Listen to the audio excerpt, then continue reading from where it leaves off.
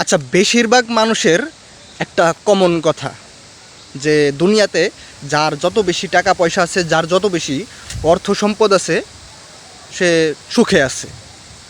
মানে তাদের কথা হলো টাকা আছে তো মানুষের সুখ আছে। মানে বেশিরভাগ মানুষের এটা মতামত।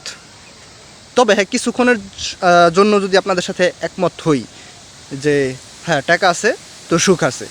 আপনি টাকা না থাকলে যদি আপনার কাছে সুখ না থাকে, তাহলে আপনি এইটা কিভাবে চিন্তা করলেন যে ওই কবরে আপনার কাছে যদি ভালো নেকামল না থাকে আপনি সুখে থাকবেন?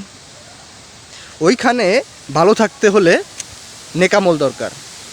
আপনি এইটা বুঝলেন যে দুনিয়াতে ভালো থাকতে হলে টাকা দরকার, যদিও টাকার সাথে ওইটার তুলনা করা যায় না, তবুও আমি জিনিসটা বুঝাই যে দুনিয়াতে যদি ভালো থাকতে হলে টাকা প্রয়োজন হয়, তাহলে অবশ্যই কবরে ভালো থাকতে হলে নেকামল প্রয়োজন হবে।